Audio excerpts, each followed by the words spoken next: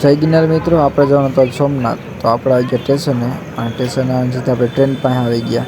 ટ્રેનમાં બેસી ગયા અને બેસી ગયા તો ભૂતનાથના દર્શન કરતા ગયા. અને વિસાવદરથી 4 ફ્રેન્ડ આવ્યા, એ ભેગા બેસી ગયા અને આમ બધા જતા હતા. અને આપણે જોતા ગયા ગીરનો વ્યૂ જોરદાર વેરાવળ જંકશને. અને હવે આપણે જાઉં મંદિર બાજુ. મંદિરે આવી ગયા અને મંદિરના દર્શન, ભગવાનના દર્શન કરવા નહોતા ગયા, સીધા ગયા તો દરિયે.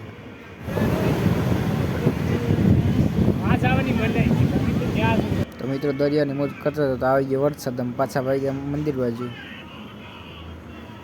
વરસાદ વહી ગયો ને અમે આવ્યા પાછા. તો આ બે અહીંયા રમવા માંડ્યા નાના છોકરાની જેમ.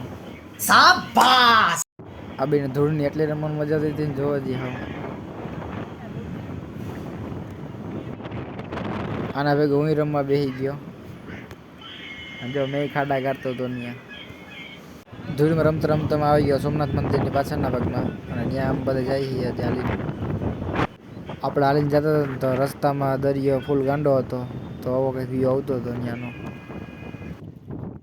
પછી અમે બધા ત્યાં બેઠા, કેટલી ઘણી વાતો કરી અને પછી અમે એક રીલ બનાવી ત્યાં. ભટકને ના બાવરે इन गुनगुनाती फिजाओं में, इन सरसराती हवाओं में, टुकुर टुकुर यूं देखे क्या तेरा हाल बावरे. રીલ બનાવીને પછી અમે ગયા હતા હોટલે, અને હોટલનો વ્યૂ કંઈક આવો આવતો હતો. અને પછી ત્યાંથી અમે પાછા હાલતા થઈ ગયા હતા હાઈટાણે મંદિર બાજુ. તો મિત્રો અમે મંદિરના દર્શન કરવા ગયા હતા મહાદેવના. અને અમે ત્યાં 2 કલાક જેવું બેઠા હતા શાંતિથી.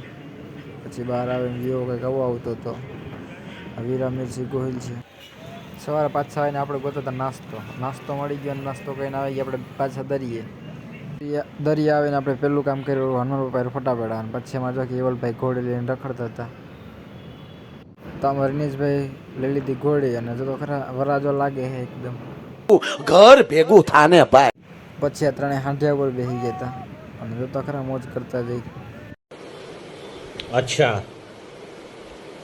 ઠીક હે. પછી અમે આવી ગયા હતા અહીંયા દરિયા. અને જોતો ખરા મસ્તી એના ઉધામાં વીપડો ધૂળું જ ઉડાડતા હતા ઉગી.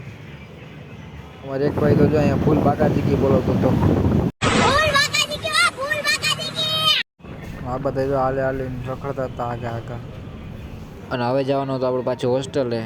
તો અમે પાછા બેસી ગયા રિક્ષામાં જતા હતા સ્ટેશન બાજુ. રસ્તામાં આપણે જોવા જેવી હોડીઓ રોગી બધી. અમે આવ્યા આગળ તો રસ્તામાં મોટું બધું જહાજ હતું, ટાઇટાનિક જેવું લાગતું હતું. ઘર ભેગું થાને ભાઈ. આપણે પહોંચીએ વેરાવળ સ્ટેશને. અને હવે આપણે જાઉં ટ્રેન બાજુ. હવે ટ્રેન ઉડી ગઈ. ટ્રેનમાંથી આપણે આવી ગયા જુનાગઢ. અને જુનાગઢ આવીને હવે આપણે જાઉં સીધા આપણી હોસ્ટેલ બાજુ.